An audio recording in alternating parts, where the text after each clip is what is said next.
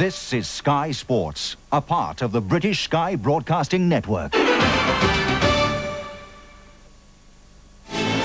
week on NHRA Today, a look back at the top stories of 1992, including Mr. 300, Kenny Bernstein, Forrest, the fireman's friend, Winston crowns to a valiant veteran and a Nitro newcomer, a radical rewrite of the record book, and the juniors join in the fun. From Pomona, California, these stories and more on this edition of NHRA Today.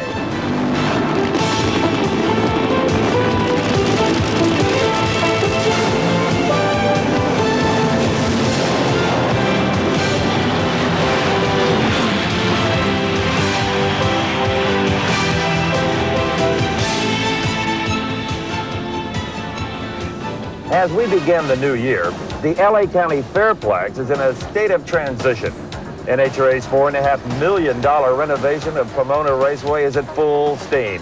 And in just 5 weeks, the newly erected grandstands, the spacious tower, and various other amenities will be completed and ready to welcome spectators to the 33rd Annual Chief Winter Nationals. Happy New Year, everyone. I'm Steve Evans, and welcome to this edition of NHRA Today. We're here at Pomona to take a glance forward at the stunning changes that will kick off the 1993 racing season. But we'll also take a backward glance at what we consider to be the top 5 events of 1992. And to spice things up a bit, we'll also throw in some of our favorite feature stories from the year gone by. So let's not just sit around, let's get started. Topping the list of news events from 1992 has to be the breaking of the 300-mile-per-hour barrier by Kenny Bernstein. For all of us there in Gainesville on that March afternoon, it will remain a vivid memory.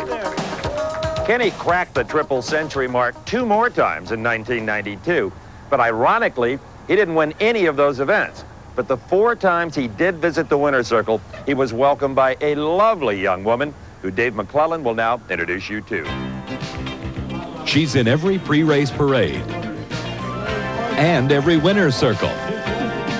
Her style is casual for social events and elegant for banquets. At the racetracks, she's known as Miss Winston. And to her colleagues at Maryland's Model and Talent Agency, she's Deborah Britzen. When you look at it, I have 3 different jobs. And I think that that's good because it keeps everything sort of in balance. When Deb's not at NHRA national events serving as Goodwill Ambassador for R.J. Reynolds, she works in Greensboro, North Carolina. And it only makes sense that 11 years ago, she got her start at Maryland's Talent Agency as a model. My English teacher kept me after class one day and told me that she thought I might want to try it. When I started working for Maryland, I didn't even have a driver's license yet. I went running around and my mom took me in the car all over the place. I really enjoy modeling. I still do it when I can. I think to become a successful model, you've got to first of all really want to do it. You usually shoot things so far in advance. I've been in fur coats in August in 90-degree weather trying to look cold. I've also been wearing bathing suits when it's freezing cold outside and catching pneumonia. It's difficult to try to work that long and to try to look relaxed and try to look like you're having a good time.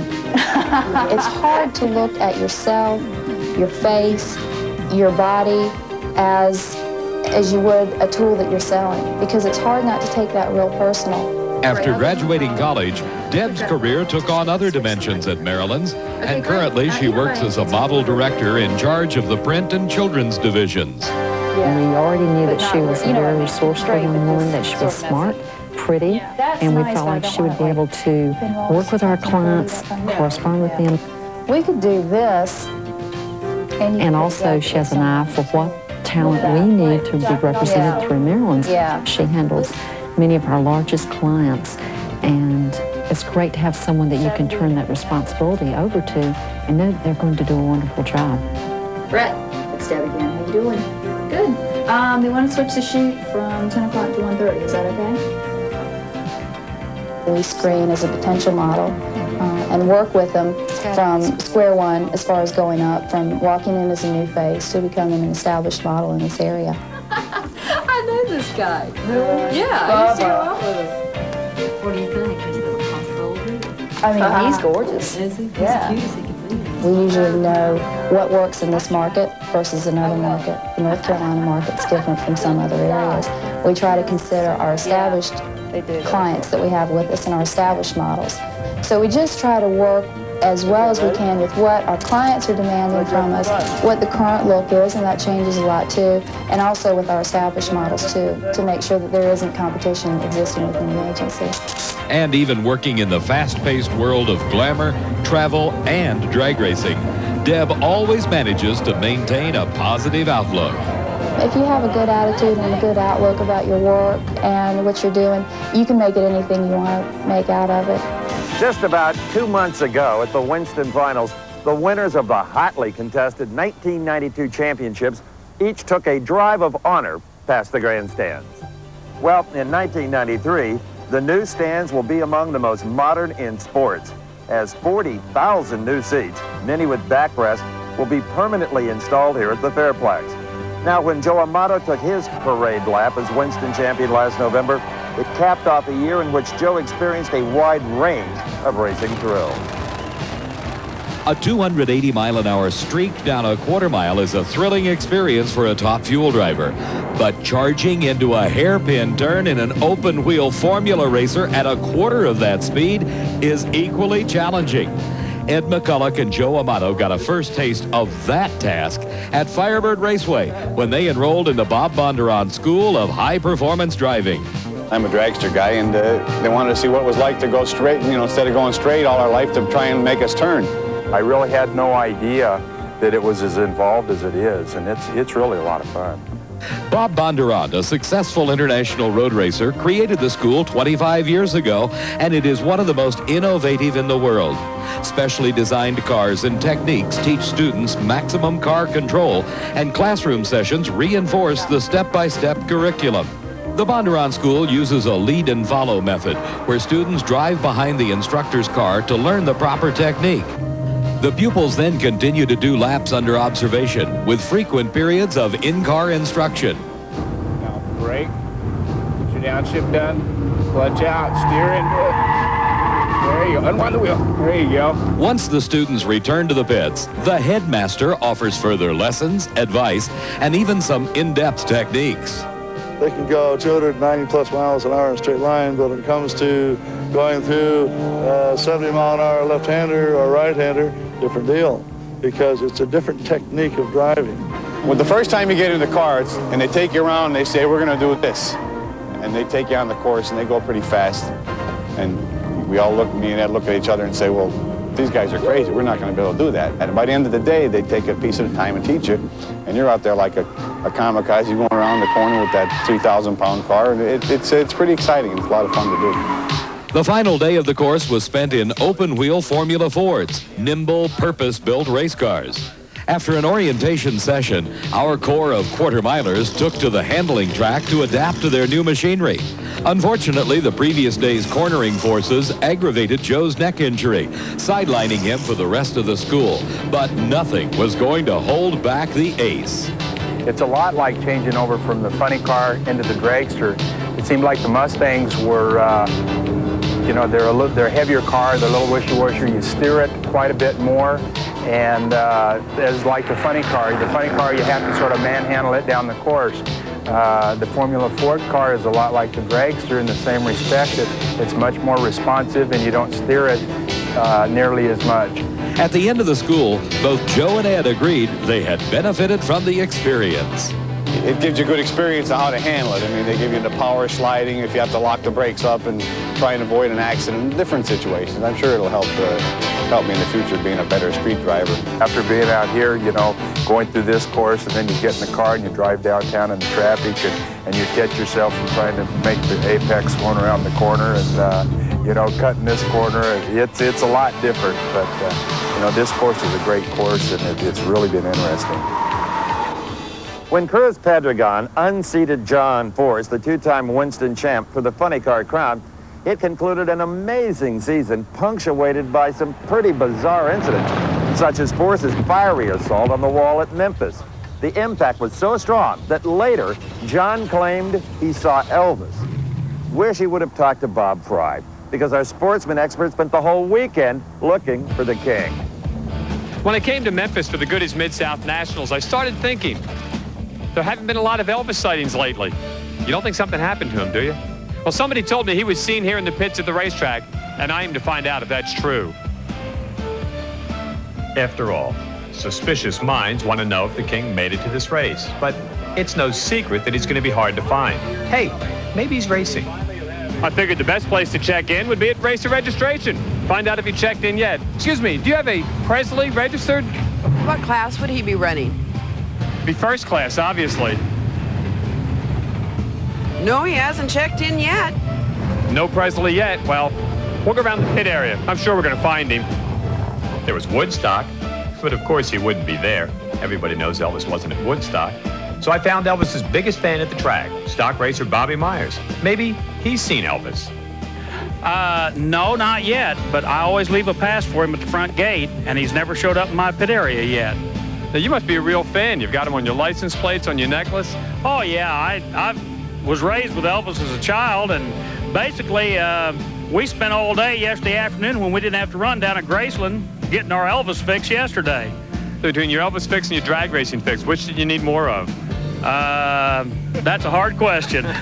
I did find Country Dog, but no Elvis. Probably this dog wasn't of the hound variety. But I did find a white Lincoln, and it was parked near Robert Freeman's 92 Lumina comp car, so he's got to be here somewhere. The guy that kind of looked like Elvis came by a while ago and said he liked the paint job on my car, and he's kind of driving this old white thing sitting over here. I checked the manufacturer's midway, and as close as I got to Elvis was Travis Tritt and Eric Clapton t-shirts. Maybe we ought to ask some of the people in the pits. Maybe they've seen him. Excuse me, sir, have you seen Elvis? Costello? Undoubtedly, Elvis must have just stayed in the stands the whole time and watched all the good racing.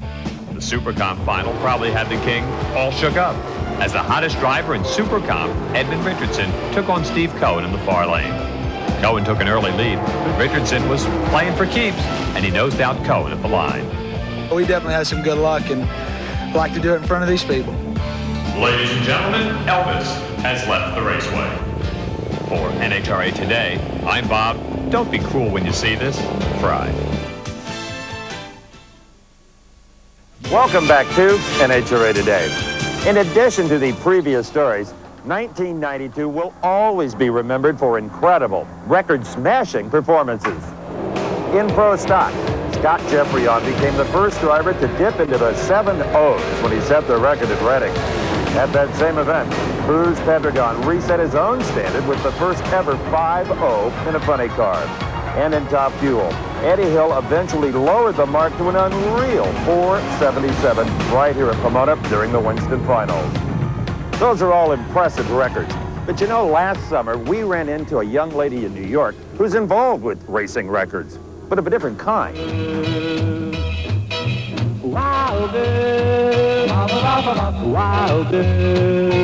Erica Peterson, a.k.a. Wild Girl, is part artist, part disc jockey, and part motorsports aficionado. I work really hard. I'm really busy all the time. You know, I wear like 6 different hats. I'm running constantly, trying to, keep up with myself.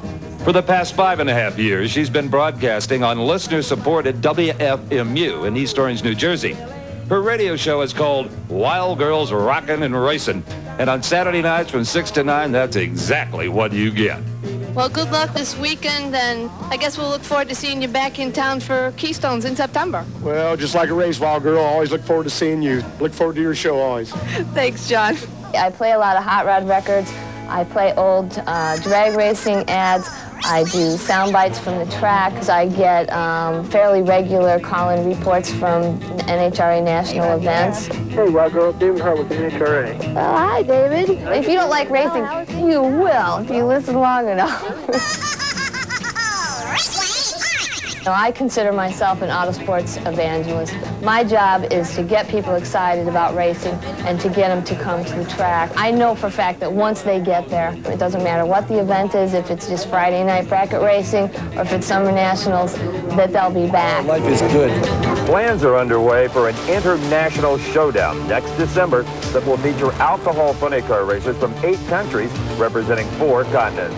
The 4-race series, to be held in Australia and New Zealand, will draw upon the best of the Alki crowd from North America, Asia, Europe, and the Southern Pacific. That particular class of car was chosen as the most equally competitive on a worldwide basis. Well, there it is, the centerpiece of the Pomona renovations. A 3-story timing tower, hospitality, and media center, which truly makes this a state-of-the-art facility. The Junior Dragster program is a great way to give children a taste of racing, which is exactly what some concerned racers in Colorado do every year for some special Kids of Courage. Vandermeer Speedway in Denver, Colorado is the site of many memorable racing moments. But one of the most warmly remembered and anxiously anticipated events is not a race at all. It's the Kids of Courage, a very special day set aside for chronically ill children and their families. I developed the Kids of Courage through my own fight with Hodgkin's disease in 1970. I was given 6 months to live. So I know what these families face when they face a medical problem. And I just want to alleviate that for at least one day and give them the VIP treatment at the drag strip. My feelings is that I'm thrilled that it's something that Vandermeer Speedway helped get started, but the racers have all got around it and put their arms around it, and it proves that they're looking for something that they could get involved in that's different than just racing. I tell you, the kids were not sick that day. They might be sick, you know, with terminal problems and stuff, but they were not sick the day that they were out at the racetrack last year. And today, they're the same way, and I've got the same kids here today. Just great. The smiles on the faces I'll remember forever. The families I'll remember forever. All I can do is have you look around, you know, and you can see what's happening here. The community's coming together to support these families and help them out in a time of crisis. And I got involved in it because they told me about a young gentleman. He's 12 years old. His name is Joel Davis. And I had this great feeling that went through me when I sat down there and talked to him, because sometimes we feel like we have major problems. Well, this young boy this weekend is going to lose his leg from his hip down. I had cancer when I was 12, and they told me up at the hospital about it. I know I had a hard time going through it, and this made it a little bit easier, and just every little bit helps. So. It's really therapeutic for the kids. You know, they spend so much time in the hospital. It's just great to get them out like this. I'm Steve Evans saying for all of us here at NHRA today, so long and have a great 1993. NHRA Today is a presentation of Diamond B Sports.